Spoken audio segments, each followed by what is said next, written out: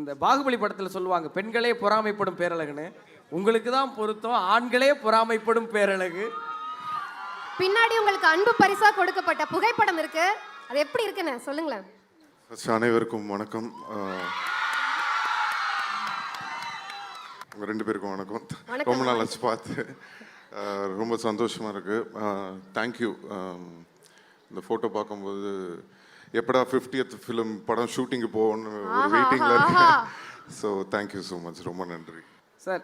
எப்படி எப்பயுமே all time ஹேண்ட்ஸமாக இருக்கீங்க, அந்த சீக்ரெட்டை கொஞ்சம் சொல்லுங்களேன். அப்படிலாம் ஒன்றும் இல்லை, நம்ம இருக்கிற மாதிரி தான் இருக்கோம். இல்லைண்ணா, ஒவ்வொரு முறை ஒவ்வொரு கெட்டப் மாத்துறீங்க, ஆனால் எல்லாமே சூப்பராக இருக்கு. எப்படின்னு அது தெரியலையே.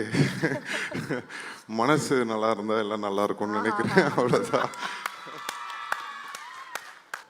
நீ விட்டா நாளைக்கு காலையில் வரைக்கும் உங்ககிட்ட பேசிட்டே இருப்பேன். ஆனால் அதுக்கு உங்களுக்கு நேரம் இல்லை, எனக்கு தெரியும். உங்களுடைய அடுத்தடுத்த படைப்புகள், ஏன்னா மாநாடு படத்துக்கு உங்களுடைய ரசிகர்களோட ரசிகர்களாக காலையில் போய் அந்த காட்சி தடைபட்டு அடுத்த காட்சிக்கு 2வது ஷோக்கு புக் பண்ணவங்களோட அடிச்சு பிடிச்சி வேறு தேட்டருக்கு ஓடியே போய் உட்காந்து பார்த்தவங்கள நானும் ஒருத்தன். இந்த மாநாடு படத்தில் நீங்கள் ஓடி வந்த வேகம் இருக்குல்ல, அது வாழ்க்கையில் எந்த கட்டத்திலும் நிற்காம ஓடிக்கிட்டே இருறாங்கிற புத்துணர்ச்சியை எல்லா இளைஞர்களுக்கும் கொடுத்துச்சு. அந்த புத்துணர்ச்சியோட நீங்கள் ஓடிட்டே இருக்கிற ரகசியத்தை சொல்லுங்கள் எங்களுக்கு. இல்லைம்மா, எல்லாருக்கும் வெற்றி வரும், தோல்வி வரும். அந்த மாதிரி தான் ஒரு ஒரு டஃப்பான ஒரு காலகட்டம்.